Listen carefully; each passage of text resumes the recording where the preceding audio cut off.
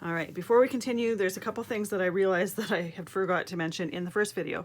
First of all, we did a side-by-side comparison of how Distress ink looked as well as how Distress Oxide ink looked with the background.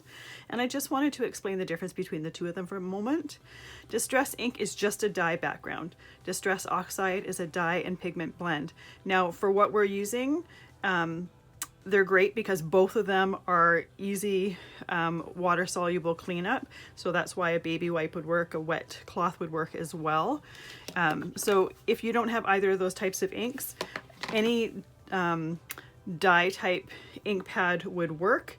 I'm not sure if there's another brand of a dye pigment blend, but you want to make sure that it's water soluble in order to clean up off your Gelli plate easy. The other thing is you've seen me ink with the brayer. Anytime I put the brayer down, I don't put the ink side down, I flip it over. There's always a stand on the different brayers, and that keeps the ink fresh. It doesn't create a line in there with ink removed, as well as the fact that if you store your brayer this way, you end up getting a flat part on your brayer. So do want to make sure that you turn it over and have it lined up like that. So I've got, obviously you saw me put ink on my brayer. So let's explore some different ways of getting some textured backgrounds. One way is with an embossing folder. Now you can do this two ways. You can use the actual folder, or you can use an embossed print, and I'll show you the difference between the two. So when you have an embossing folder, there's a positive image and a negative image. So you need to decide which one you want to choose. For this, we're going to actually use both.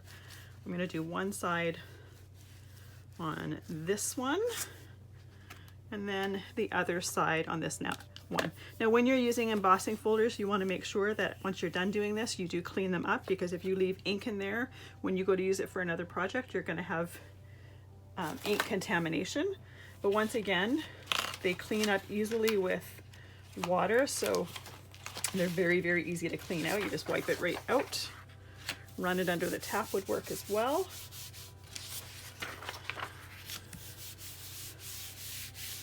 So what's going to be created here is you're going to get two opposite images. One is going to be the background with the dots, and one of them is going to be just the dots. So I accidentally grabbed two sheets of paper there.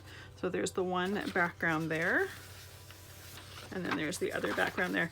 In this case, they look very similar. This one is where we pressed the dots, and this one was the background.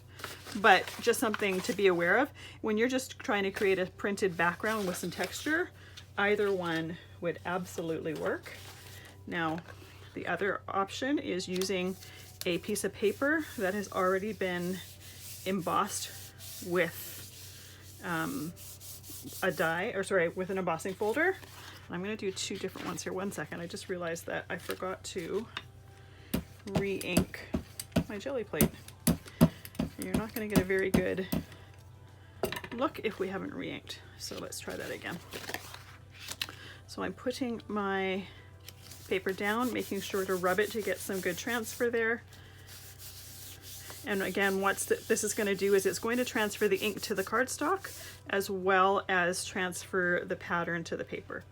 So these can either be set aside and used regularly for Gelli printing, or you could use them to embellish the front of a card. So we will be doing a card that has an embossed front.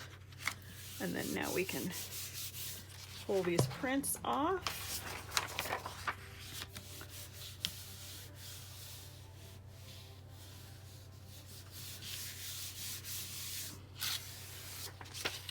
So there we get the texture from that leaf embossing folder, and then the texture from that stones one. Now, when I was playing around, I did a whole bunch of them. I'm just going to show you them quickly. So this one is a typewriter embossing folder, and you can see some of them are better as backgrounds or prints, and sometimes they're better as the embossed or the inked embossing folder. But it's a fun way to try to use your embossing folders a little bit better. This one here was a second print, so I didn't get a whole lot of ink on either one of them. But a great way to get just some texture in your backgrounds with tools that you may already have. So the other thing that is really fun to do with Gelli printing is just using found objects around your house. So Bubble wrap is always a popular one. Cardboard is also another popular one. Just things around your house that have some great texture to them. So once again, inked background. I have a bunch of found objects, and again, the sky's the limit with this. You're only limited to your imagination. So this one here is just a piece of cardboard, and I typically keep that piece of cardboard and regularly jelly print with it, because it just is a perfect one for creating texture. This is another piece of box that happened to have a really cool texture in it. Let's get some paper here.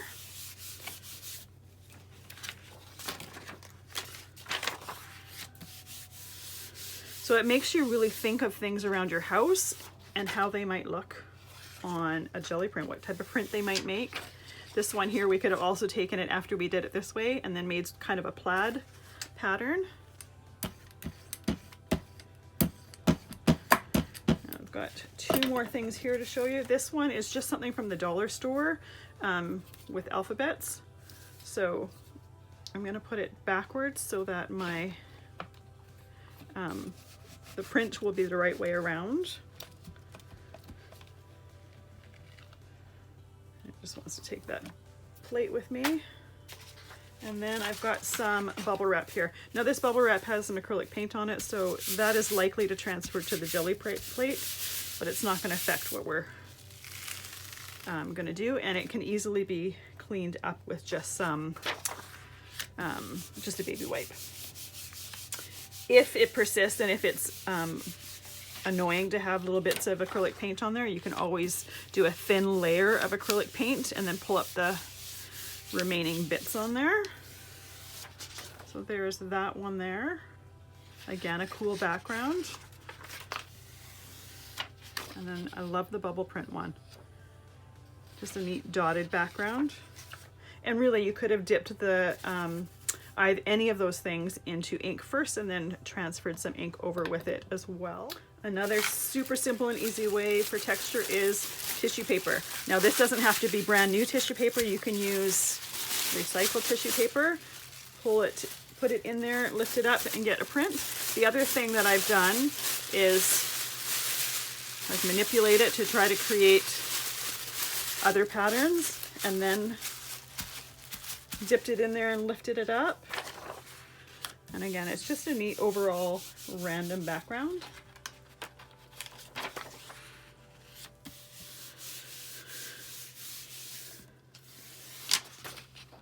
It's just a random crumply background that you can use in your projects.